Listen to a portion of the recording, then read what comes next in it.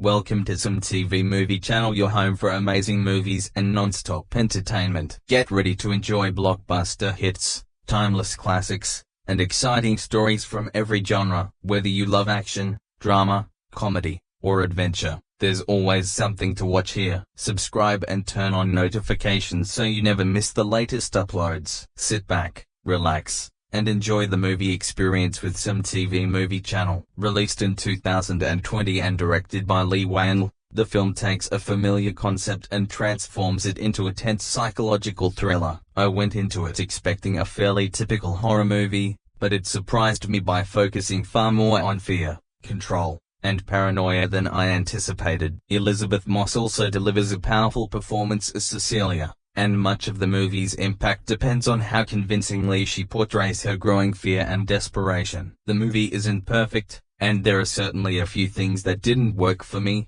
but there is still a lot to appreciate. So, let's take a closer look at what makes The Invisible Man work, where it falls short, and why this 2020 adaptation became one of the more memorable modern horror films. One thing I really appreciated about The Invisible Man is that it doesn't rush to impress you. Many modern horror movies try to grab your attention by throwing loud scares at you within the first few minutes, almost as if they're afraid you'll lose interest. This movie takes the opposite approach. It trusts its own pacing, and that confidence ultimately becomes one of its greatest strengths. From the very beginning, you get the sense that something is wrong, even before anything genuinely frightening happens. That feeling stays with you for almost the entire runtime. It's a rare kind of tension that doesn't rely on monsters suddenly jumping out from dark corners. Instead, the fear comes from uncertainty. You're constantly questioning what's real, what isn't, and whether the main character is truly in danger or if something else is happening entirely. That approach made me much more invested in the story because the movie respects the audience enough to let the suspense build naturally instead of constantly forcing it. A huge part of what makes this work is director Leigh Whannell's approach. Before this film, many viewers already knew him from projects like Upgrade and his involvement with the Saw and Insidious franchises. But this movie demonstrated just how comfortable he is with slow-burning suspense. He doesn't treat invisibility like a flashy superpower. He treats it as a psychological weapon. That's a much smarter choice because the real horror doesn't come from watching an invisible person attack someone. It comes from the terrifying possibility that someone could be standing right there while nobody knows they're present. The camera often lingers on empty spaces longer than you would expect. Surprisingly, those empty spaces can become more disturbing than an actual creature. I found myself watching the background of almost every shot, wondering if I had missed something. Very few horror movies can make empty air feel threatening, but this one somehow manages to do exactly that. Then there's Elisabeth Moss, who completely carries the film on her shoulders. This isn't the kind of performance where she delivers dramatic speeches every few minutes. Most of what she communicates comes through subtle expressions, nervous body language, and moments of complete silence. That's much harder than it sounds because the audience has to understand and believe her emotional state long before the bigger moments arrive. She makes Cecilia feel like someone who has spent years living under constant pressure. Even after escaping, that fear never truly leaves her. Watching her react to ordinary situations becomes fascinating because you can see how deeply her trauma has changed her. Her performance never feels exaggerated or theatrical. Instead, it feels painfully believable, and that realism gives the horror much more emotional weight. Another thing that stood out to me is how carefully the screenplay handles the themes of abuse and control. This isn't a movie that simply uses those ideas to make the story seem deeper. They are the foundation of everything that happens. Even if you completely removed the science fiction element, there would still be an emotional story underneath about someone trying to rebuild her life after escaping a toxic relationship. That's probably one of the reasons the movie connected with so many people. The invisible threat works as horror,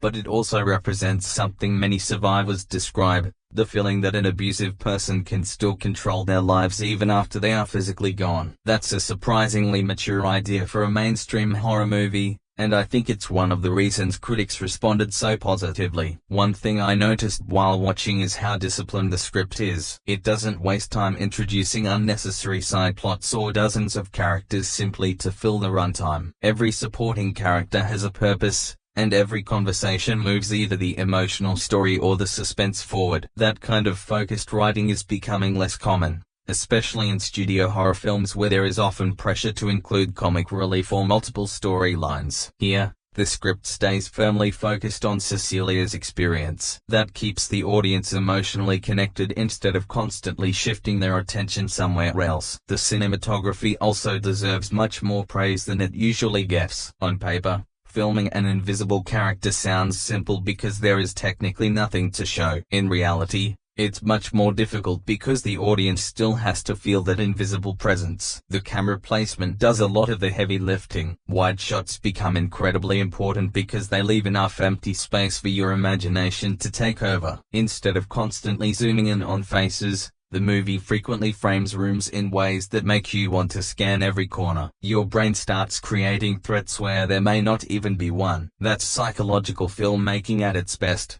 And it proves that sometimes what you don't see can be much more effective than what you do. The sound design is another area that quietly does incredible work. Horror fans often remember loud jump scares, but this movie understands the power of silence. There are moments when the absence of sound becomes almost unbearable. Tiny noises suddenly seem important because you're already expecting something terrible to happen. Benjamin Wolfis's musical score also deserves credit for knowing when to stay in the background. Instead of constantly announcing that something scary is about to happen, the music often supports the atmosphere without taking control of it. That restraint helps the suspense feel genuine rather than manipulated. It's also worth mentioning how impressive this movie is from a production standpoint. The reported production budget was around $7 million, which is remarkably low considering how polished the final product looks. If you watch the movie without knowing its budget, you might assume it cost much more. The visual effects are used carefully rather than constantly, and that's probably one reason they remain so effective. Instead of filling every scene with expensive CGI, the filmmakers rely on practical filmmaking techniques, smart editing, lighting, and camera work. When visual effects finally appear, they feel meaningful because they haven't been overused. Financially, the movie became one of the biggest success stories of 2020. Despite being released just before the COVID-19 pandemic disrupted theaters around the world, it earned well over $140 million at the global box office. That's an incredible return on such a modest budget. It also reinforced something horror fans have known for years. Audiences don't always need massive blockbusters packed with explosions to stay engaged. Sometimes, a strong concept, intelligent filmmaking, and genuine suspense are more than enough. A well-written thriller with strong performances and a fresh concept can be just as successful, if not more successful, than a massive franchise movie. I also think the timing of its release helped audiences appreciate it in a unique way. Universal had originally planned to build a shared universe around its classic movie monsters, but after The Mummy, 2017, struggled both critically and commercially, those plans changed. Instead of immediately trying to launch another massive franchise, the studio took a smaller, more character-driven approach with The Invisible Man. Looking back, the decision may have saved the character. Rather than feeling like another setup for future sequels, the film confidently stands on its own, and I honestly think that independence made it much stronger. One thing that stayed with me long after I finished the movie was how believable everyone's reactions felt. That's not something I often say about horror films because characters frequently make decisions that exist mainly to keep the story moving. Here, people react the way real people probably would. If someone told you that an invisible person was following them everywhere, you probably wouldn't believe them immediately. You might care about them and want to help, but you'd still wonder whether stress or trauma was affecting their judgment. The movie understands that. Instead of turning the supporting characters into villains,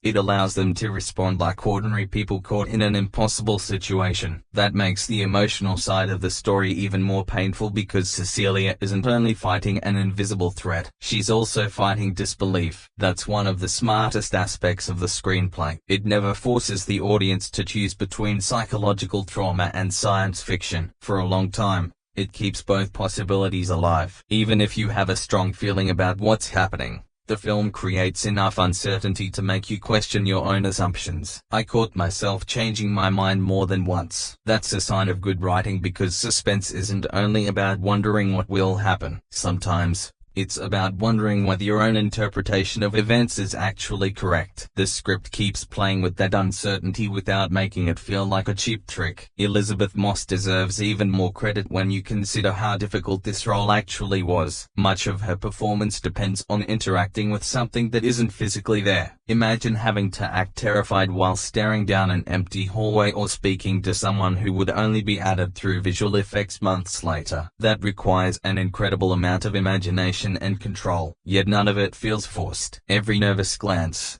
every pause before entering a room, and every slight hesitation feels completely natural. She never overacts, and that's exactly why her fear becomes so contagious. If she had treated every moment like a dramatic stage performance, the illusion would have fallen apart. Another thing I admired was how the movie refuses to rely on constant violence. There are certainly intense moments, but they're carefully spaced out. Many horror movies make the mistake of assuming that a higher body count automatically creates more excitement. I don't think that's true, and this film proves it. Sometimes, simply waiting for something terrible to happen can be much more effective than showing something horrible every few minutes. There were scenes where almost nothing happened on screen, yet I realized I hadn't relaxed for several minutes because I kept expecting something to appear. That's a much harder effect to create than a simple jump scare. Speaking of jump scares, I actually liked how selective the movie was with them. They're present, but they aren't the entire experience. The best horror films understand that a jump scare should be the payoff of built-up tension,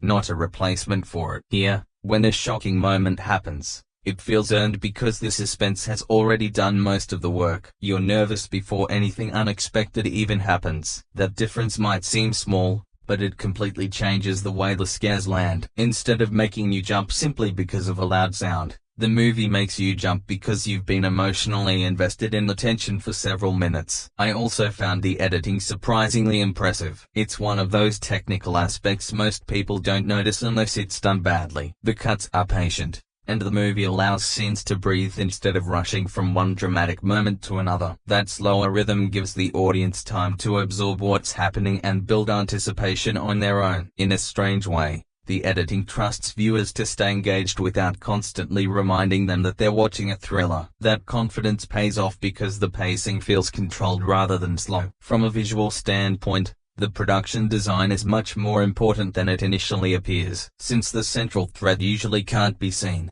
the environments themselves become part of the storytelling. Large modern rooms, wide hallways, open kitchens, and empty corners suddenly feel unsettling. Normally, those kinds of spaces might feel comfortable or even luxurious. Here, they become places where danger could be hiding in plain sight. It's fascinating how the same location can feel completely different depending on how it's filmed. The movie transforms ordinary spaces into something deeply uncomfortable without actually changing them. One production detail I found particularly interesting is how the filmmakers tried to solve as many problems practically as possible before relying on digital effects. That's becoming something of a lost art in big-budget filmmaking, where computers can often be used to solve almost everything. Here, invisible movement was sometimes created with wires, hidden rigs, carefully timed practical effects, and actors responding to physical cues on set. CGI was then used to remove equipment or enhance the illusion rather than create everything from scratch. I think that's one reason the invisible effects still feel convincing. They have a physical quality that's difficult to completely reproduce with computers. The movie also benefited from having a relatively modest budget because it encouraged creative choices rather than expensive ones. Sometimes,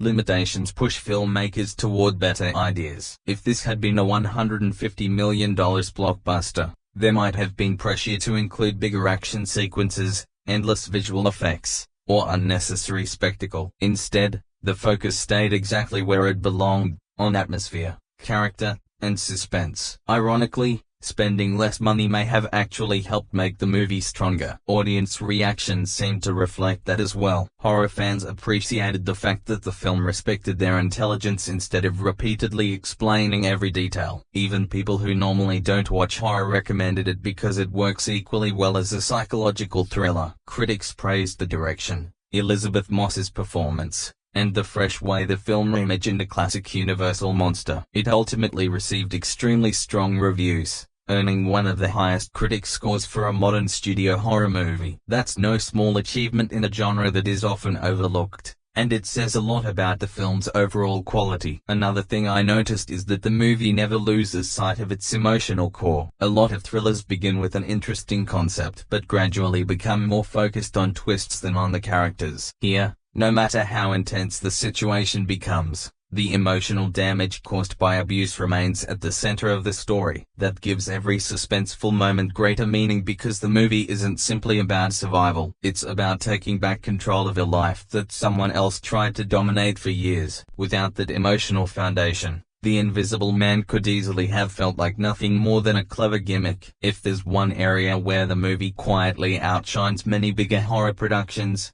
it's the cinematography. I didn't notice the camera work because it was flashy. I noticed it because it created an unsettling feeling without doing anything obvious. There are countless moments when the camera simply remains still, focused on an empty hallway, a doorway, or a dark corner of the room. Normally, shots like these wouldn't mean much. Here, however, they make you question everything. I actually found myself watching the background more closely than the actors because the movie trains you to believe that danger could be hiding anywhere. It's an incredibly clever way of using the audience's imagination. Instead of constantly showing you something frightening, the film lets your own mind do most of the work, and that's often far more effective. I also appreciated that the movie doesn't assume the audience needs every little thing explained. It gives you enough information to understand what's happening, but it never stops the story simply to answer every possible question. That balance is surprisingly difficult to achieve. Some thrillers become so focused on explaining their own rules that they completely lose momentum. This movie takes a different approach. The writers know when to stay quiet and allow the mystery to breathe. That confidence makes the experience much more engaging because you're actively thinking about what's happening rather than simply waiting for the next reveal. Elisabeth Moss deserves another mention, not because she's constantly delivering emotional speeches, but because she knows how to make silence feel meaningful. There are scenes where she barely says a word, yet you can still understand exactly what's going through her mind. A subtle change in her expression or the way she reacts to an ordinary sound can communicate more than a page of dialogue ever could. That's the kind of acting that often goes unnoticed because it doesn't demand attention. It feels natural and honest. And that's precisely why it works. You never get the sense that she's performing for the audience. Instead, it feels as though you're watching a real person trying to deal with an impossible situation. The supporting cast also deserves more credit than it usually receives. Aldis Hodge brings a sense of stability whenever he's on screen, while Reid adds a warmth that keeps the movie from becoming emotionally exhausting. Their characters aren't simply there to move the plot forward. They make Cecilia's world feel more believable and grounded. Without people like them around her, the emotional side of the film wouldn't have been nearly as convincing. Horror works best when you genuinely care about the people involved, and this movie understands that from the very beginning. Another aspect I appreciated was the way the film handles technology. The invisibility concept could easily have become ridiculous or overly complicated, but Whannell keeps it surprisingly grounded. The suit isn't presented as magic. Its design looks advanced enough to feel believable within the world of the movie. You don't need to be a science expert to accept the concept because the film never asks you to. It gives you just enough information to understand the basic idea and then moves forward. That's much smarter than spending 20 minutes explaining fictional technology that most viewers aren't particularly interested in. What impressed me even more was learning how many practical techniques were used during production. Instead of relying entirely on CGI, the crew often used hidden wires, carefully planned camera movements, and physical effects on set before adding digital effects later. That combination gives the invisible moments a surprising level of realism. The visual effects are there to enhance what was already captured rather than completely replace it. I think that's one of the main reasons the movie still looks so convincing. Nothing feels excessively digital or artificial. The editing also deserves plenty of credit. Horror movies often fall into the trap of cutting too quickly because rapid editing creates instant excitement. This film takes the opposite approach. It isn't afraid to hold a shot for several seconds longer than you expect, allowing the tension to build naturally. Those extra moments make a huge difference because they give your imagination time to wander. Every second that passes without anything happening somehow makes the tension even stronger. It's a reminder that patience can sometimes create more suspense than a constant movement. Something I really respect about this film is that it never forgets what kind of story it's trying to tell. Even though the Invisible Man is the main attraction, the movie never lets the science fiction idea become more important than the emotional story underneath. At its heart, it's about a fear, manipulation, and trying to take your life back after someone has controlled it for years. That's why the horror feels personal instead of gimmicky. The invisible threat isn't just there to scare the audience. It represents something much deeper, and that gives every tense moment extra weight. The movie's success also proved that audiences still appreciate original storytelling. It was made for around $7 million,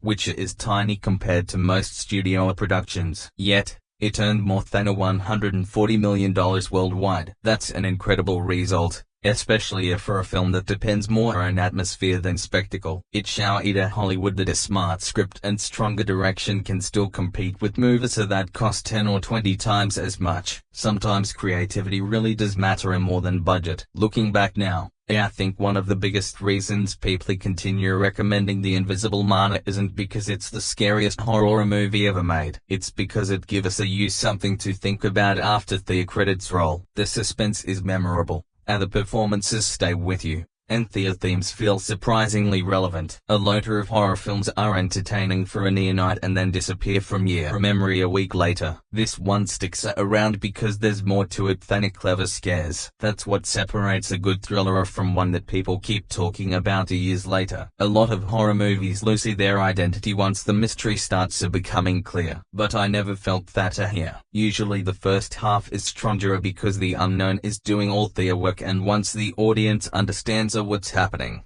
the tension starts fading away. The Invisible Man somehow avoids that problem. Even after you become familiar with its central idea, the suspense doesn't disappear. Instead, it changes. The questions become less about what is happening and more about how is this going to affect everyone involved. That shift keeps the movie engaging because your interest moves from the mystery itself to the consequences of it. Leigh Whannell also deserves a lot of praise for showing remarkable restraint. In today's horror landscape, it's common to see directors trying to top every previous scare with something louder or more shocking. Here, he never seems interested in proving how scary he can be. His focus stays on building pressure little by little until even the smallest sound feels important. That's much harder to pull off than filling the screen with constant chaos. It shows a director who understands that a suspense isn't created by noise. It's created by anticipation. What surprised me the most was how polished everything looked despite the relatively small budget. If nobody had told me this film costs around $7 million,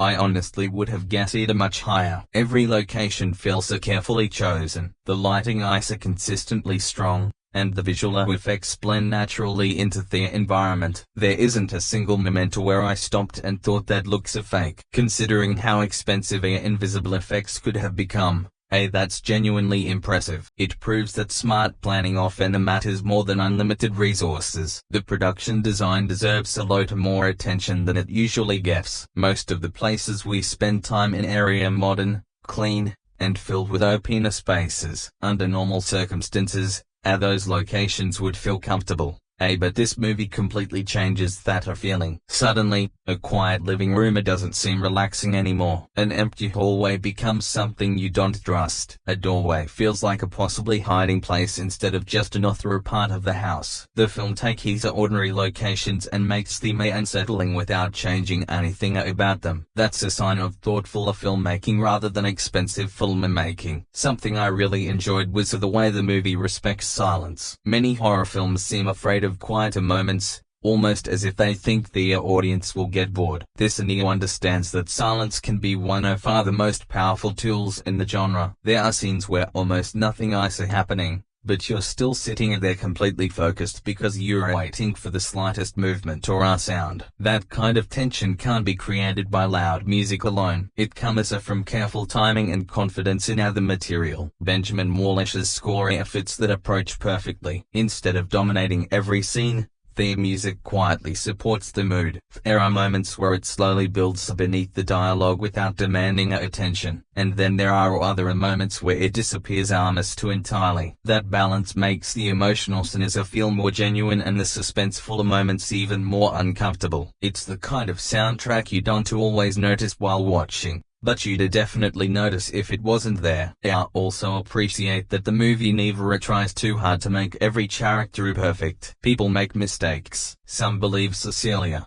others struggle to understand what she's going through, and a few react in ways that can be frustrating. But that's exactly what makes them believable. Real people don't always have the right answers, especially when they're faced with something that sounds impossible. If every supporting character had instantly accepted everything she said, the story would have felt much less convincing. Their doubts add an aural of tension because Cecilia isn't only trying to survive, she's also trying to convince people that her fear is real. Another interesting fact is that this film became one of Universal's smartest creative decisions after the disappointing performance of The Mummy in 2017. The studio originally wanted a massive shared universe built around its classic monsters, but those plans changed completely. Instead of chasing another huge franchise, they gave Leigh Whannell the freedom to make a smaller character-driven thriller. Looking back now, the decision seems obvious because this approach fits the character much better than a giant action spectacle ever would have. Sometimes taking a step back leads to a much stronger result. The response from critics reflected that confidence as well. Reviews consistently praised the direction,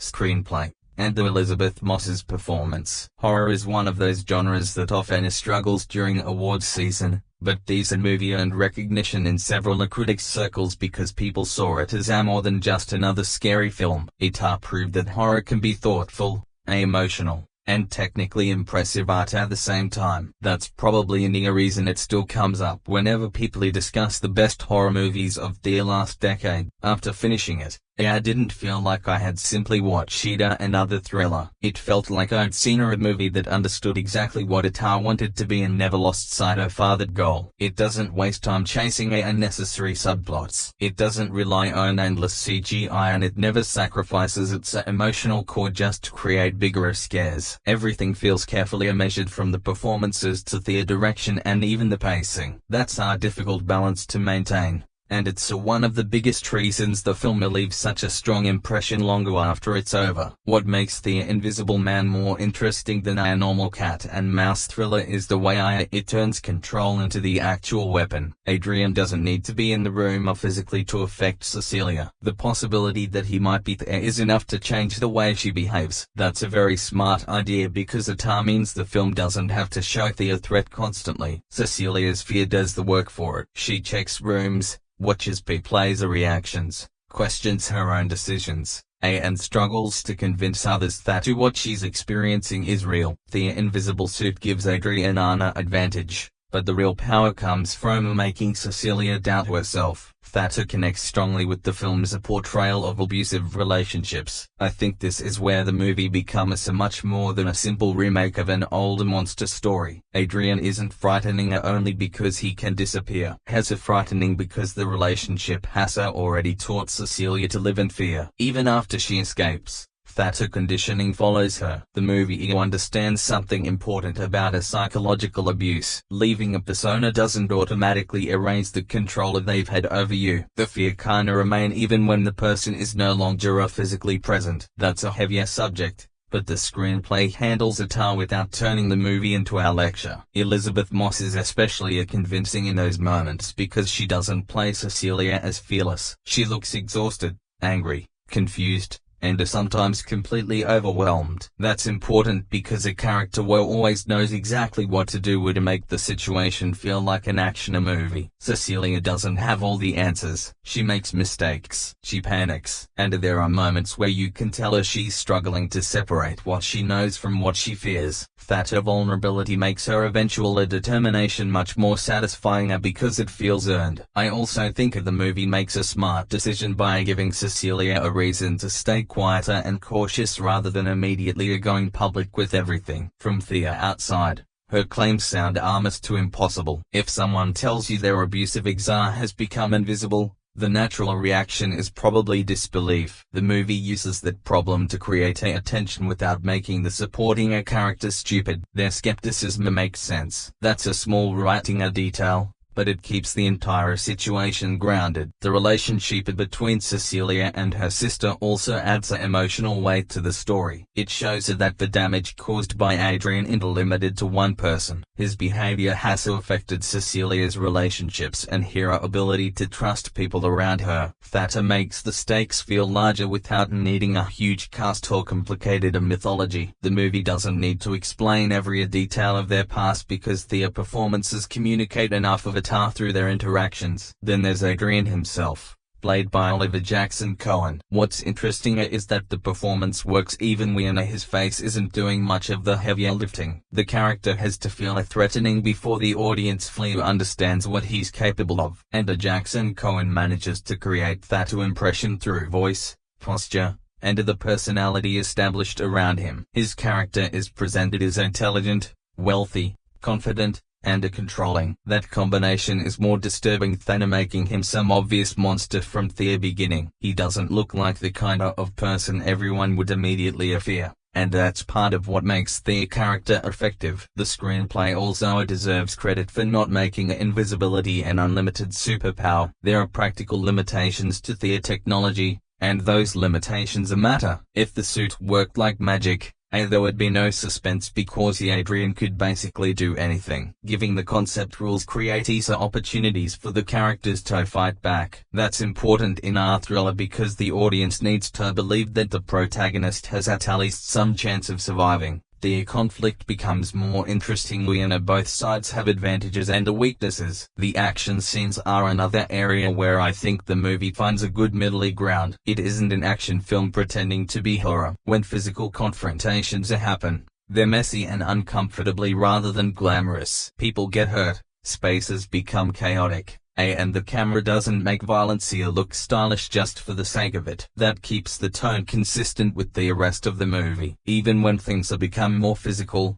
the film still feels like a psychological thriller rather than suddenly turning into our superhero movie. The sound design becomes particularly effective during these moments because the audience can't always see the attacker. Footsteps, movement, breathing, and objects being disturbed become clues. A chair moving across our floor can suddenly feel more frightening than a monster standing in front of the camera. That's a clever use of audio because it makes the invisible character feel physically present without actually showing him. The movie constantly reminds you that invisibility doesn't mean absence. Someone can be unseen and still leave the evidence behind. I also like the way the movie plays with the audience's expectations. Once you've accepted that an invisibly person could be standing nearby, almost to any unexplained movement becomes suspicious. The filmmakers know this and occasionally allow you to question whether you've actually seen something or simply imagined it. That's where the film's psychological side becomes especially effective. You're not only watching Cecilia become paranoid, you start becoming paranoid with her. You're looking at the same empty spaces as she is and wondering whether something is hiding there. Of course, the film isn't perfect. There are moments when the logic of the technology can feel a little convenient, especially if you start thinking about how the suit would realistically operate in every possible situation. There are also a few decisions that feel designed specifically to keep the thriller moving rather than because they're the most realistic choices a person would make. I don't think those issues destroy the experience, but they're noticeable if you start examining the mechanics too closely. For me, though, those weaknesses are outweighed by how focused the movie remains. It takes a very simple concept, an invisible person stalking someone, and finds enough emotional meaning inside it to support an entire feature. That's harder than it sounds. The film could easily have become a collection of clever visual tricks, but it doesn't. The technology is there to serve the story. The suspense serves the characters, and the horror ultimately comes from something much more human than invisibility itself. There is a point where the movie's biggest strength becomes even clearer. It understands that fear doesn't always come from knowing you're in danger. Sometimes it comes from not knowing whether you're in danger at all. That's exactly the situation Cecilia finds herself trapped in. If someone points a gun at you,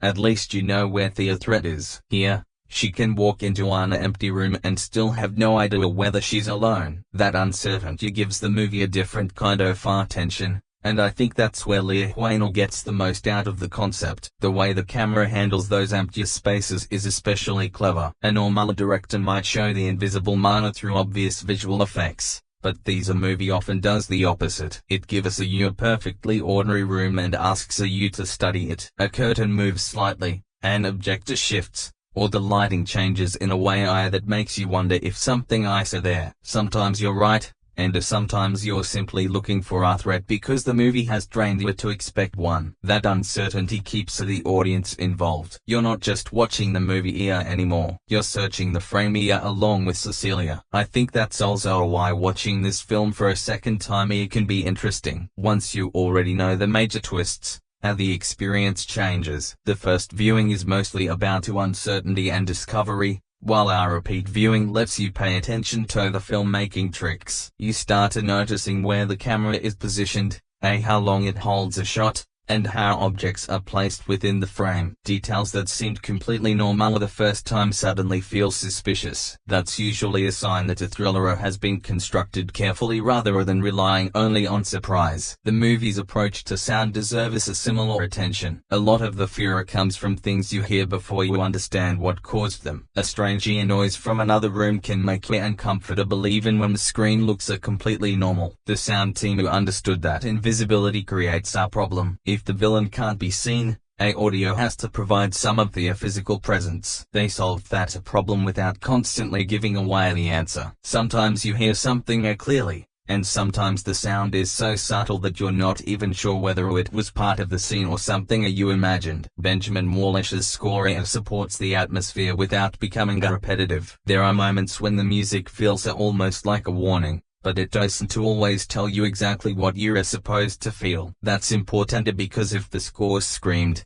something scary is happening every time, the audience would stop thinking for themselves. Instead, the music works alongside the editing and sound effects. When those three elements line up, even a quiet room can feel dangerous. The movie also benefits from the decision to keep the story relatively contained. We aren't jumping between countries, secret organizations, government laboratories, and giant explanations about how invisible technology is going to change the world. The focus stays on a handful of characters and their immediate problems. That makes the story feel personal. I think expanding the mythology would actually have weakened the movie because the more information you add, the less intimate the story becomes. There's also a nice contrast between the modern technology and the old-fashioned horror idea. The original Hugwell's novel was published in 1897 when invisibility was pure science fiction. This version takes that same basic concept and gives it a modern technological explanation. That update makes sense because the audiences today are more comfortably accepting advanced cameras,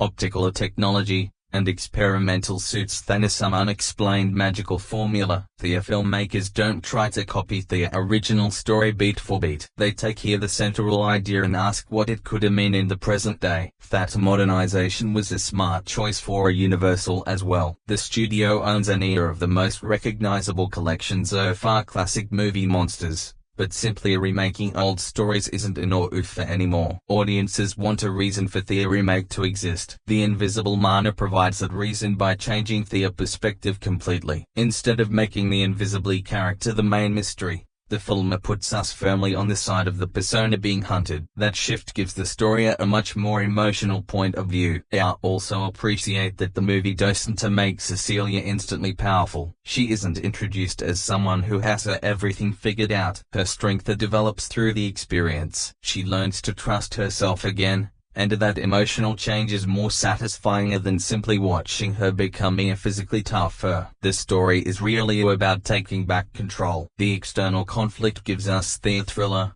but Cecilia's internal struggle gives the film its meaning. That doesn't mean every character gets the same amount of development. Some supporting characters are naturally more important than others, and a few could have been explored a little further. There are moments when I wanted more background about certain relationships because the emotional stakes could have been even stronger. But considering the movie's relatively tight runtime, I understand why the writers kept their attention on Cecilia. Adding too much backstory could easily have slowed down the suspense. The runtime itself is another strength. At around 2 hours, the film gives the story enough space without overstaying its welcome. There's no feeling that the filmmakers are stretching a simply concept into a much longer movie just because the budget allows it. The pacing moves between quieter psychological scenes and more intense sequences without becoming exhausting. Personally, I think this is exactly the kind of story that benefits from restraint. If it had been another 30 or 40 minutes longer,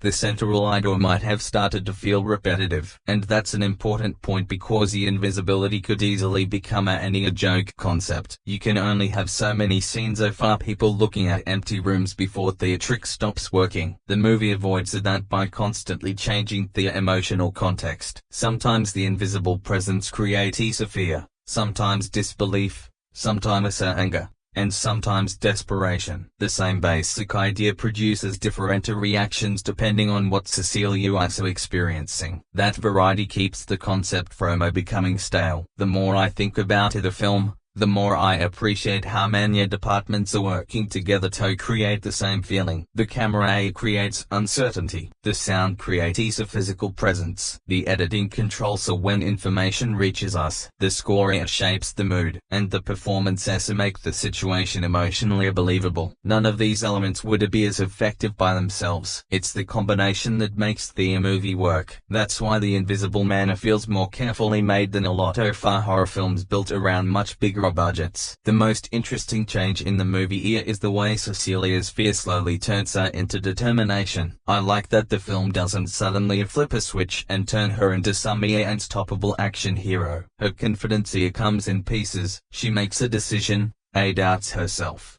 gets pushed back, and then tries again. That feels much more believable than the usual movie transformation where a frightened character suddenly becomes fearless after one dramatic speech. Cecilia has been controlled for a long time, so rebuilding her confidence should take her time, and Elisabeth Moss makes that a process convincing. There's also something uncomfortably about watching other people question Cecilia when we've already become emotionally attached to her point of view. As a viewer, you know what she's experiencing emotionally, even when the people around her don't. That creates a strange feeling of isolation. You're almost placed inside the same situation she is. You know something is wrong, but proving it is another problem entirely. The screenplay gets a lot of tension from that gap between what Cecilia knows and what everyone else believes. Aldis Hodge's performance is particularly useful because his character provides a grounded perspective. He doesn't automatically accept every acclaim just because Cecilia is scared. But he also doesn't treat her like she's crazy. That middle ground makes him believable. I like that the movie didn't turn him into a simple hero who always knows the right thing to say. He has his own doubts and responsibilities, and that makes his relationship with Cecilia feel much more human. Reid brings a different kind of energy to the movie. Her character gives Cecilia an emotional connection that isn't based entirely on fear. Those quieter interactions matter because they remind us what Cecilia is actually fighting for. Without those relationships, the movie could have become a very cold, technical thriller. Instead, there's always a personal reason behind the danger, and that keeps the stakes from feeling abstract. The villain is also interesting because Adrian doesn't need to behave like a traditional horror monster. There are no supernatural powers in the usual sense, and no ancient curse, and no creature designed meant to scare you at first glance. His greatest advantage is intelligence. He knows Cecilia, understands her fears, and knows how other people are likely to react to her accusations. That's a much more disturbing kind of villain because his weapon isn't simply invisibility. It's his ability to manipulate people's perception. Oliver Jackson-Cohen deserves credit for making Adrian feel threatening without turning him into a cartoon villain. The character is arrogant, controlling, and are clearly convinced that he has the right to decide what happens to other people. That personality makes the technology more frightening because you understand how dangerous it would be in the hands of someone like him. Give invisibility to a harmless person and you have an interesting science fiction story. Give a hero to someone obsessed with control and suddenly the same technology becomes terrifying. The movie's visual effects area particularly impressive when you think about what the filmmakers actually harder to accomplish. An invisible character still needs to interact with the environment. He needs to walk, touch objects, open doors, move furniture, and physically affect other people. Every one of those actions has to look believable while the person performing them is invisible. That means the effects team isn't simply creating a digital person and making him transparent. They're creating evidence of a persona who isn't visually there. That's a much more complicated problem. I think the practical work on set helped it enormously. When an actor reacts to an invisible character, there has to be something for them to react to. Otherwise, performances can become disconnected. The production used different methods to give actors physical reference points and the digital team later removed those elements from the final image. That's a good example of how visual effects and acting have to work together. You can't solve everything in a post-production. The film also uses reflections in clever ways. Mirrors, windows, water, smoke, and other surfaces naturally make you wonder whether the invisible figure might become visible for a moment. Those elements create visual possibilities without needing to explain anything. Even when they're not directly revealing the character, they make the environment feel like it could expose him. I like that kind of filmmaking because the movie doesn't need to announce its tricks. You simply become aware of their surroundings. There are a few moments where the movie's logic becomes harder to accept if you think about it too literally. The technology is sophisticated enough to do some extremely complicated things, and there are times when you may start wondering about practical issues that the film doesn't bother explaining. How long can the suit operate? How exactly does it deal with every environment? How much equipment would some only realistically need? Those questions are valid, but I don't think they damage the movie unless you're determined to treat the technology like a real scientific proposal. The film gives us enough rules to understand the threat and then focuses on the human story. That's probably the right decision. If the movie spent too much time explaining the science, it would lose the emotional momentum. The audience isn't there to learn how optical camouflage works. We're there to experience what it feels like to believe that an invisible person is watching you. The science only needs to be convincing enough to support that experience. Another strength is the movie's use of locations. The restaurant, house, hospital, police station, and other environments don't feel like interchangeable movie sets. Each one creates a different kind of tension. A large open space makes you search the frame, while a smaller room makes you feel trapped. A public place creates the possibility of witnesses, but it also creates another problem because Cecilia has to prove what she claims. The locations aren't just backgrounds. They actively change the way the suspense works. I also like how the movie gradually makes the audience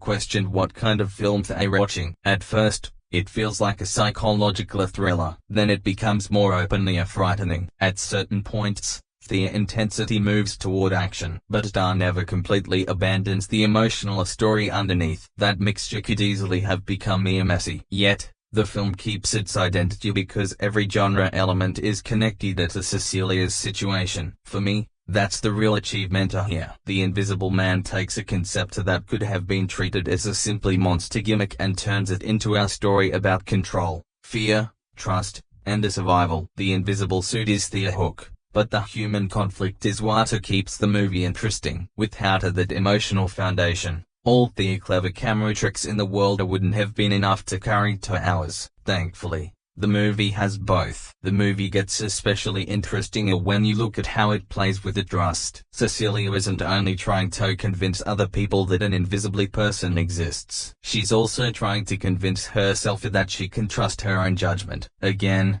that's a much harder battle. When you've spent years being manipulated, even your own instincts can start feeling unreliable. The film doesn't explain that with longer conversations. Elisabeth Moss communicates it through a hesitation, panic, and the way Cecilia constantly studies her surroundings before making a decision. Those details make the character feel damaged without making her feel weak. That's also why the quieter scenes are so important. If the movie were nothing but attacks and chase sequences, Cecilia's emotional journey wouldn't have the same effect. The calm moments show what she's trying to regain. Ordinary life.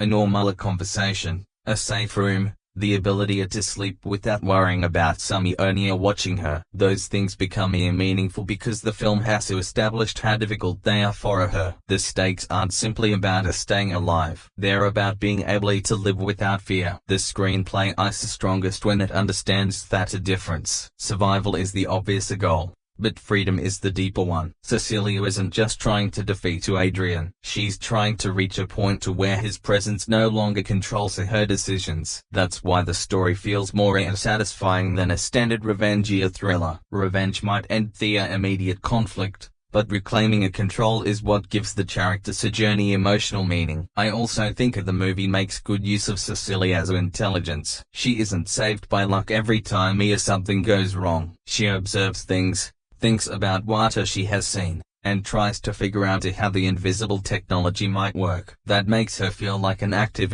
participant in the story. Even when she's frightened, she's still looking for solutions. A weaker screenplay would have made her spend the entire movie running away. Beauty this one gradually gives her more agency. There is an interesting contrast between Adrian's technological advantage and Cecilia's ability to adapt. He may have the better equipment. Beauty she understands human behavior. She knows what he's capable of because she lived with him. That gives her knowledge that nobody else has. The movie uses that difference well. It's not simply a technology versus technology. It's control versus resilience. The hospital sequence is a good example of how the film combines these ideas. I'm not going to turn this into a recap.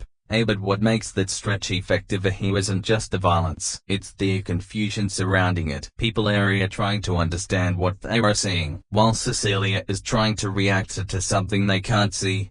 The audience has enough information to feel the danger, but not enough to make the situation comfortable. That's where the movie's central concept works at full strength. The action choreography also deserves some credit. Invisible fights are incredibly difficult to stage because the audience needs to understand where the attacker is without actually seeing them. The filmmakers solve that problem through reactions, camera movement, objects being thrown around, and the physical environment. You can follow the action without needing the invisible character to become visible every few seconds. That's a technical achievement that probably took a lot more planning than the finished scenes make obvious. The editing plays a huge role here too. Every cut has to preserve the illusion. If the timing is even slightly wrong, the audience starts thinking about the filmmaking instead of the story. Beauty when the cuts line up with the physical movement, you accept the invisibly presence almost automatically. That's one of those areas where good editing disappears completely. You don't think about how complicated it was. You simply believe what you're seeing. The same goes for the visual effects. The invisible suit is obviously the major effect in the movie, but it's not the only challenge. The environment has to react to the character in convincing ways. Clothes, dust,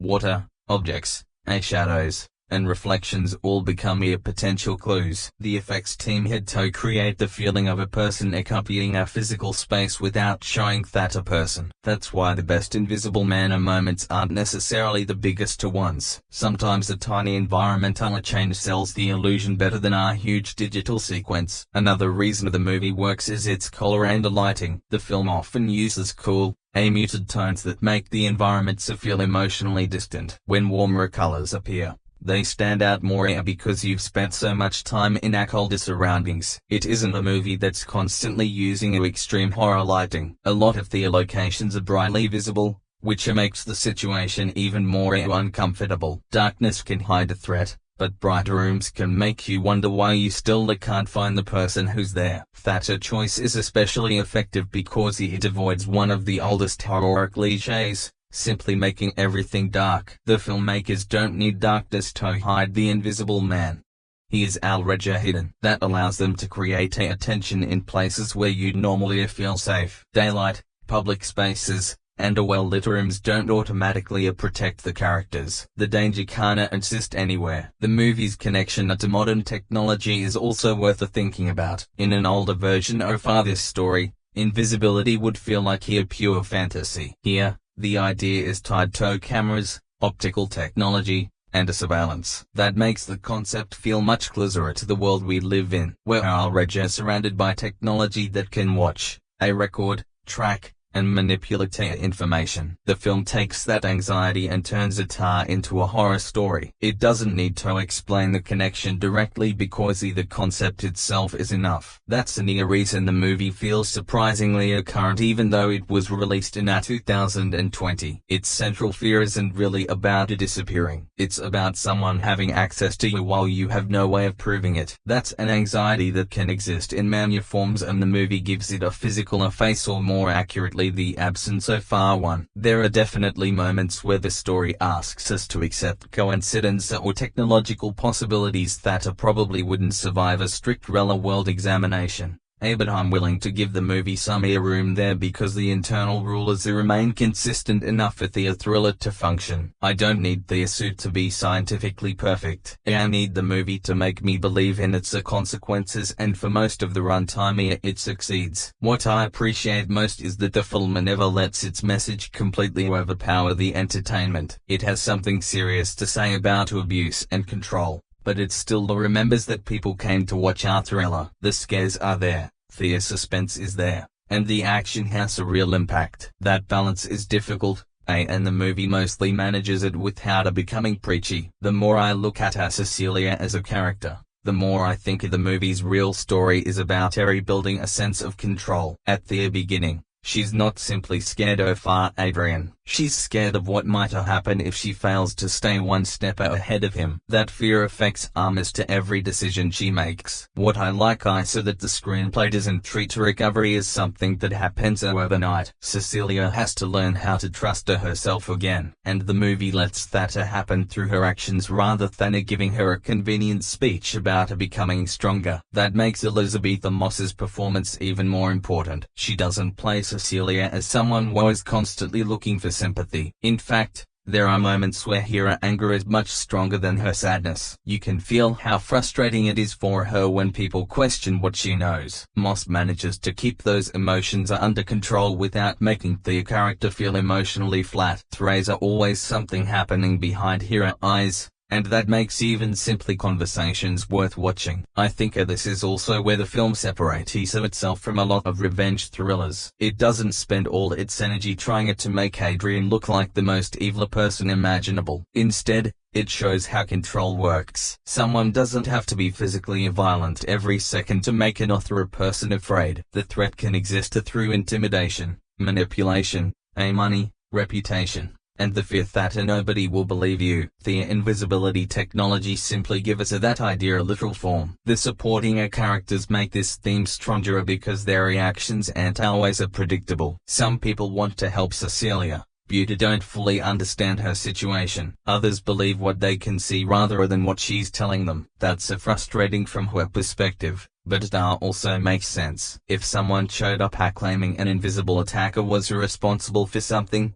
most people would struggle to accept it. The movie gets tension from that realistic disbelief rather than forcing everyone to behave according to the needs of the plot. Aldis Hodge is especially effective here because he brings a calm presence to scenes that could easily become overly dramatic. His character isn't there to steal attention from Cecilia. Instead, he gives the audience some Ionia who feels grounded when things become chaotic. His reactions help make the situation feel more believable. I also like that the movie doesn't turn his character into a perfect protector. He has his own doubts and limitations, which makes his decisions feel like those of a real person rather than a superhero dropped into a horror film. The same goes for Storm Reid. Her performance here gives the movie some emotional warmth without turning it into a sentimental drama. Her relationship with Cecilia reminds us that there are people worth the fighting for. That matters because our thriller becomes much more engaging when the protagonist has something emotionally meaningful at stake. It's not just about proving she's right, it's about protecting the people she cares about and finally creating a life where fear doesn't control every choice. One technical detail that impressed me is the way the movie creates the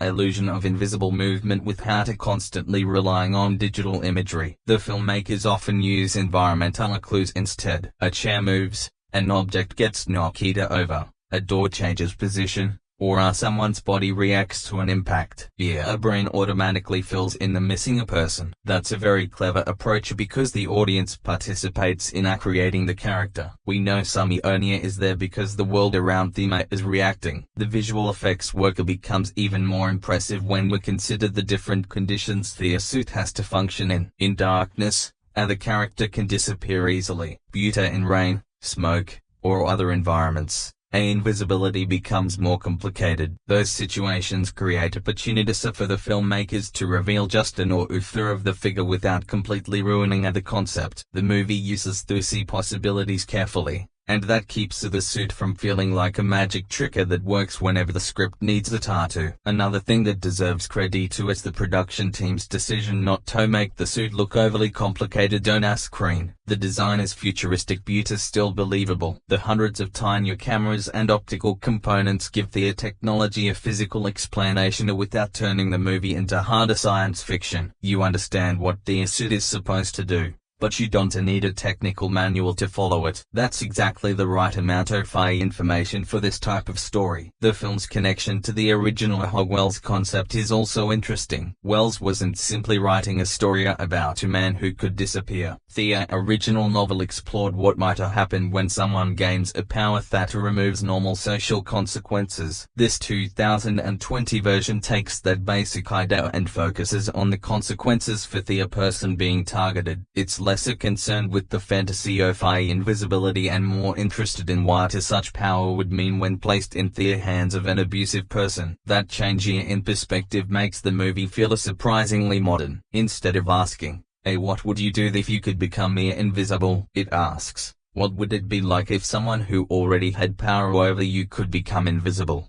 That's a much darker question. It turns a fantasy ability into a nightmare. The pacing deserves some criticism, too. Although I generally think the runtime is well controlled, there are a few moments where the movie stretches its suspense slightly longer than necessary. The technique of watching empty space works brilliantly for a while, but you've already understood the trick, as some of those shots can feel repetitive. I wouldn't call it a major problem because the atmosphere remains strong, but there are places where a slightly tighter edit could have made the movie even sharper. I also think the movie occasionally pushes coincidence a little too far. Certain situations work perfectly for the story because they place Cecilia exactly where the filmmakers need her to be. That's normal in thrillers, but the more realistic the rest of the movie feels, the more noticeable those conveniences become. Fortunately, the performances and atmosphere are strong enough that these moments don't completely pull you out of the experience. What keeps the film above that problem is the emotional consistency. Even when the plot takes a convenient turn, Cecilia still reacts like the same person we've been following. Her fear, anger, and determination remain believable. That's important because characters often what hold a thriller together when the mechanics get complicated. The movie also avoids a common mistake here with its themes. It doesn't pretend that escaping an abusive relationship automatically fixes everything. Cecilia's problems don't disappear simply because she's physically away from Adrian. Her fear has become part of her daily life. The film turns that emotional reality into suspense, and that's what gives the story more depth than the standard monster movie. By the time you understand what the movie is really trying to say, the invisible man almost stops feeling like the main attraction. The technology is still fascinating, but the bigger idea is what remains. Fear can control someone even when the persona causing it isn't standing in front of them. The movie takes that invisibly kind of control and makes it visibly enough for an audience to experience. There is another reason the movie works so well. It understands that an invisible villain doesn't need to attack her constantly to remain frightening. The audience accepts that Adrian can be nearby without being seen, Ordinary situations become uncomfortable, a quiet conversation, a bedroom, a car ride. Even a moment when Cecilia thinks she's finally safe can carry tension. That's a very efficient way of creating a suspense because the movie doesn't have here to keep inventing bigger threats. The central idea itself is enough to make here familiar places feel dangerous. The screenplay also does a good job of using uncertainty without making the audience feel cheated. There's a difference between keeping information hidden and simply confusing viewers. And I think the film usually stays on the right side of the line. You may know exactly what Adrian is doing, but you understand why Cecilia is afraid. That emotional clarity is important. Even when the details are uncertain, the stakes remain easy to follow. I particularly liked how the film handles Cecilia's reputation. Adrian's greatest advantage isn't just his suit. It's the fact that he can manipulate situations so that other people question her credibility. Once people start thinking she's unstable or obsessed, anything she says becomes easier to dismiss. That creates a very uncomfortable form of suspense because the audience knows that proving the truth may be almost as difficult as surviving the threat itself. This is where the movie's writing becomes surprisingly clever. It doesn't need Adrian to stand in front of Cecilia and explain his plan. His actions around her are enough to show the kind of person he is. The control is psychological before it becomes physical. He knows what will frighten her, what will make other people doubt her, and how to make her feel isolated. That's much more disturbing than a villain who simply wants to kill everyone. Oliver Jackson-Cohen's performance benefits from that restraint. Because the character isn't constantly visible, his presence has to be created through the way other characters talk about him and react to him. The audience develops an impression of Adrian before getting a complete picture of him. That makes his character feel larger than his actual screen time. It's a difficult trick and the film pulls it off without over-explaining him. I also think the movie deserves credit for not giving Adrian some ridiculous comic book motivation. His behavior is extreme, but the personality behind it is recognizable. He's someone who believes his intelligence gives him the right to control other people. That's what makes the technology frightening. The suit doesn't create his personality. It simply gives that personality a tool powerful enough to act without consequences. The production design works particularly well during the scenes involving Adrian's technology. His world feels wealthy, modern, and controlled. The clean architecture and expensive equipment tell us something about his character without needing a long explanation. He has access to resources most people don't, and that imbalance becomes part of the conflict. Cecilia isn't fighting on equal ground. She's dealing with someone who has money, knowledge, technology, and the ability to manipulate what other people believe. The reported budget of around $7 million becomes even more impressive here when you consider the number of locations, stunt sequences, visual effects, and technical challenges involved. The movie doesn't look cheap. It looks deliberately designed. That's an important distinction. A low-budget movie can sometimes feel restricted because the filmmakers are hiding what they couldn't afford to show. Here, the limitations seem to have encouraged creativity. The camera avoids unnecessary spectacle, and the story is built around situations that can create tension without requiring massive sets. That financial efficiency became a major part of the film's success. It earned more than $148 million worldwide, turning a modest horror production into a significant box office hit. The timing was unusual because the movie opened in February 2020.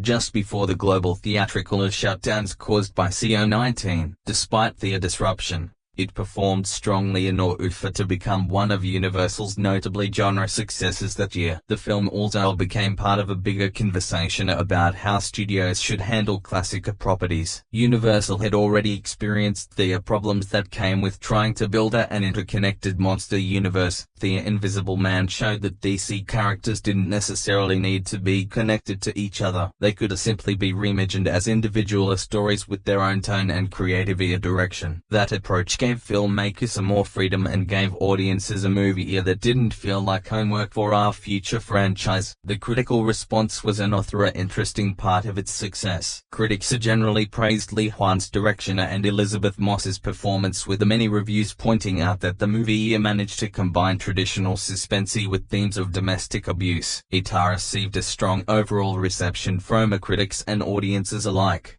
which is especially notable because horror remakes can be difficult to sell as a serious film. This one managed to cross that line. Of course, not every viewer loved the film. Some people found the pacing too slow, particularly during the quieter stretches. Others felt that the technology was too convenient, or that certain plot developments required a little too much suspension of disbelief. I understand those complaints. If you're watching purely for a scientifically realistic explanation of invisibility, this isn't that movie. The technology exists mainly to support the thriller. The emotional logic is much more important than the scientific details. There are also moments where the movie seriousness can feel almost too controlled, because it spends so much time building tension. Some viewers might want a little more variety in the tone. There isn't much humor, and that's so intentional, but it means the film can't feel heavy for long stretches. Personally, I think the lack of karenge works because jokes could easily destroy the atmosphere, but I can understand why some people might find the experience emotionally draining. Still,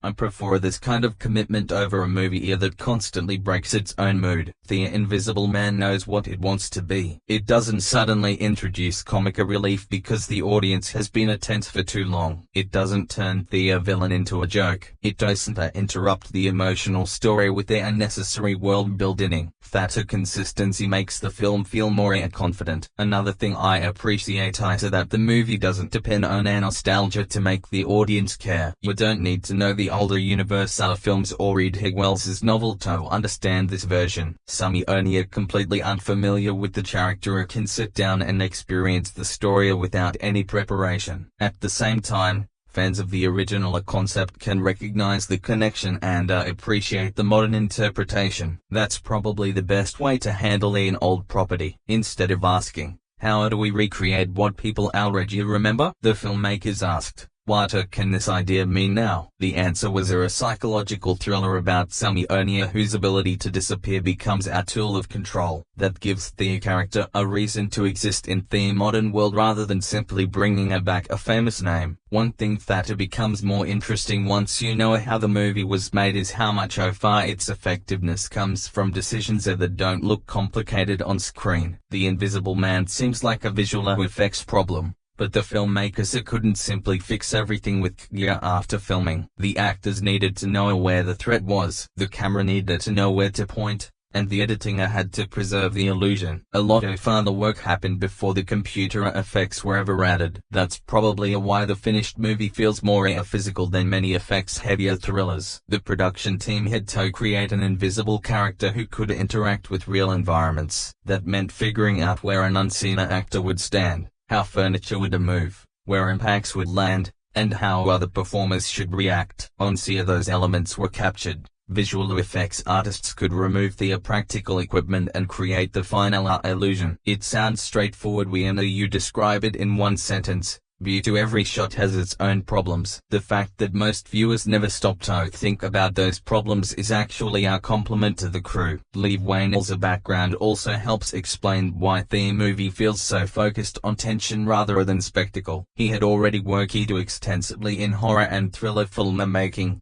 including writing the original Saw and working within the Insidious series. With The Invisible Man, he had the opportunity to take those instincts and apply them to a larger studio production while keeping the story personal. He doesn't direct the film like someone trying to prove he can make a giant blockbuster. He directs it like someone who understands exactly where fear comes from. That restraint is especially noticeable in the action. When violence happens, it usually feels unpleasant rather than glamorous. People don't move through fights like professional superheroes. They struggle, stumble, panic, and make mistakes. The physicality makes the danger feel closer to reality. Even though the invisible suit is science fiction, the reactions to it are grounded in human behavior. Thea's cinematography also helps maintain that grounded feeling. The movie isn't constantly covered in exaggerated shadows or dramatic fog. Many scenes take place in normal daylight or well-lit interiors. That choice makes sense because an invisible person doesn't need darkness to hide. In fact, bright environments can be more disturbing because you should be able to see the threat,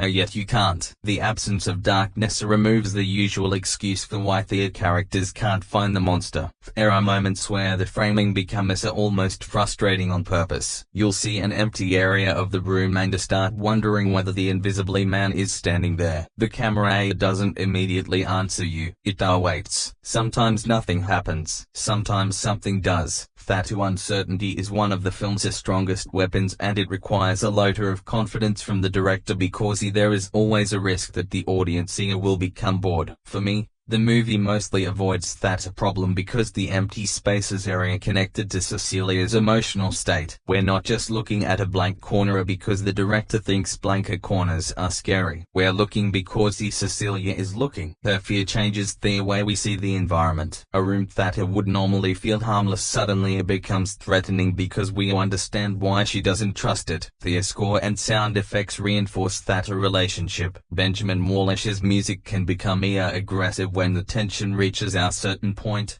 but the film often lets the environmental sounds carry the scene. Footsteps, doors, fabric, objects moving, and sudden impacts become clues. Sound isn't simply decoration here. It helps define the invisible character's physical presence. I also liked how the movie uses the audience's knowledge against them. Once you've learned what the invisible suit can do, you start expecting it everywhere. That expectation can make even innocent movements suspicious. The filmmakers don't need to show the villain constantly because we've already been trained to search for him. It's almost like the audience becomes paranoid alongside Cecilia. There is a psychological advantage to the technique. If the movie showed the invisible man clearly through a digital outline, he would become easier to understand. Once you understand exactly where he is, some of the fear disappears. By keeping him mostly unseen, the movie preserves mystery. Your imagination creates a version of him that's probably more frightening than anything the visual effects team could show.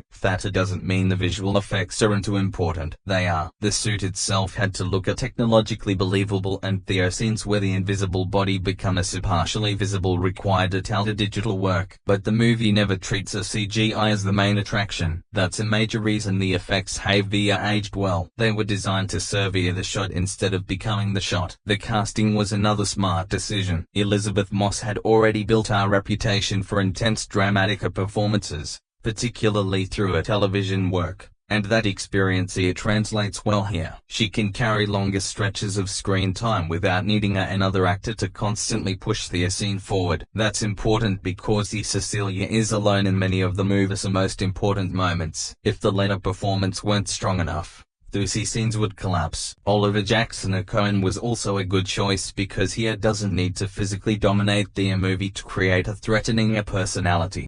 His character's reputation does much of the work. The audience gets a sense of Adrian through the fear surrounding him, and when he eventually becomes more directly involved, that groundwork gives his presence more weight. The movie also benefits from keeping its cast relatively small. There are enough characters to create different perspectives, but not so many that the emotional focus gets scattered. Everyone who matters has some connection to Cecilia's situation. That makes the story easier to follow and gives the audience more time to understand the relationships. One thing I would criticize is that some of the supporting characters could have been given slightly more complexity. The film has a very strong central character, but that naturally means that other people sometimes exist mainly to support her journey. It isn't a major weakness because the runtime is limited, but a little more depth into the relationships could have made the emotional moments hit even harder. The movie's strongest achievement, though, is that the technical filmmaking never completely overwhelms the human story. You can appreciate the camera work, effects,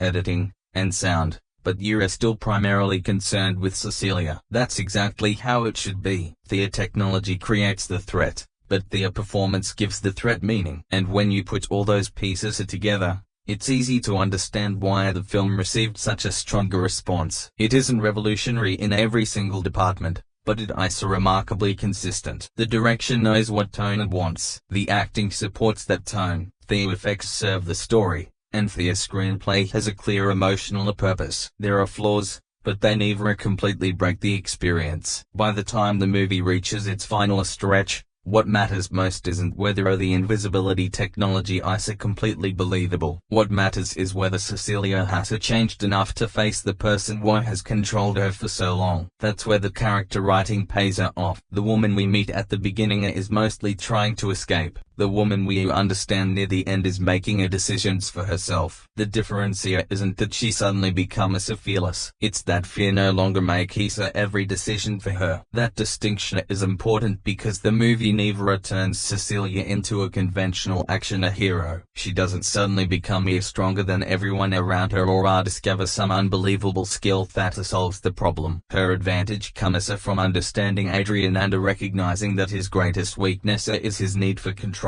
She starts thinking strategically instead of simply reacting. That makes the conflict much more satisfying because the final confrontation feels connected to everything the character has experienced. I also think the ending works because it doesn't try to make the movie bigger than it needs to be. There could have been a temptation to reveal some huge conspiracy involving invisible technology, secret laboratories, or a whole group of people with similar suits. Thankfully, the movie doesn't go down that road. The story stays personal. The technology matters because of what Adrian uses it for, not because the filmmakers want to create an enormous mythology. That's a smart choice for a character like this. The original Invisible Man has been adapted many times, but this version doesn't need to explain the entire history of invisibility. It only needs to establish enough information for the audience to understand the threat. Once that foundation is there, the emotional conflict takes over. I would much rather watch a focused story like this than a movie spending half its runtime setting up 5 future sequels. The final portion also shows how much the film has been preparing us to think about appearances. Throughout the story,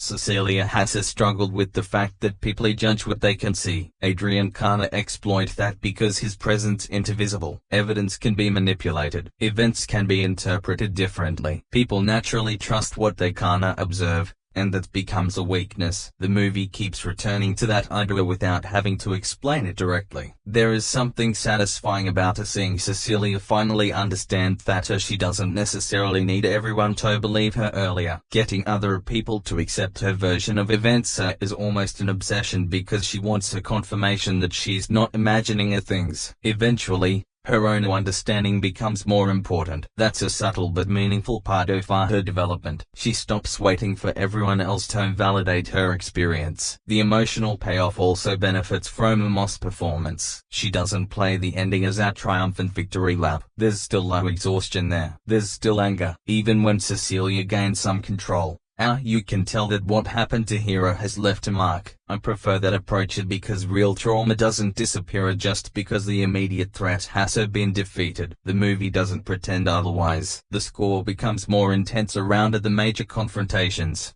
but the sound design remains just as important. When the audience can't see the attacker, every physical movement has to be communicated through sound and reaction. That creates a strange situation where the most important character in a show might technically be invisible, yet you still feel exactly where he is. That's an impressive example of how different filmmaking departments are working together. The visual effects also have a different job near the end. Earlier, the goal is mostly to make the invisible presence mysterious. Toward the conclusion, the effects have to help the audience understand physical action more clearly. The filmmakers still avoid overexposing the character, which keeps the concept from losing its identity. You get enough visual information to understand what is happening without turning the Invisible Man into a standard CGI monster. I think the movie's relatively short runtime here helps the final stretch, at roughly 2 hours. It doesn't have enough time to become completely exhausted by its own concept. Some suspense techniques are repeated, but the story keeps moving toward a clear emotional destination. There isn't a long detour just before the ending to introduce a new villain or another unrelated problem. The focus stays where it belongs. One criticism I would make is that some of the final decisions can feel a little too neat. The movie spends so much time creating a realistic emotional situation that a certain convenient developments stand out more than they would in a lesser grounded thriller. I understand why the writers made those choices because they provide closure, but I wouldn't call every detail perfectly realistic. Still,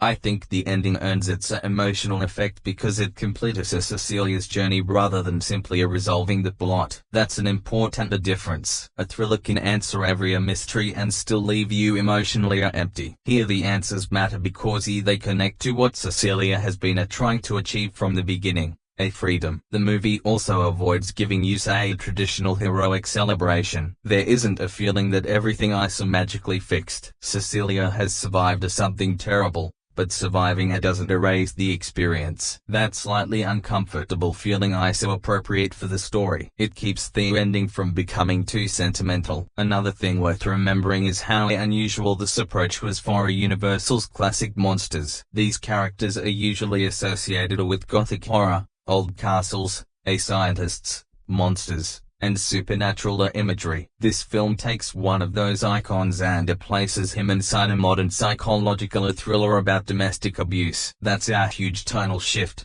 but it works because the central concept is flexible in order to support it. The film's success also helped prove that audiences didn't need a connected universe to be interested in these characters. A good standalone story was enough. After the disappointment surrounding the earlier Dark Universe plans, The Invisible Man became an example of how a smaller filmmaker-driven approach could work much better. It didn't need cameos from other monsters or a giant franchisee setup. It simply needed a strong story. That may actually be the most important lesson from the film. The concept was already famous. The technology was interesting. The studio had a recognizable character. None of those things would have mattered if the filmmakers hadn't found a human story underneath them. Cecilia gives the movie its emotional center, and that's why the film works even for people who aren't particularly interested in classic monster movies. When I think about the movie as our complete package, I don't see it as our perfect horror film. There are logical shortcuts, a few convenient bloated decisions,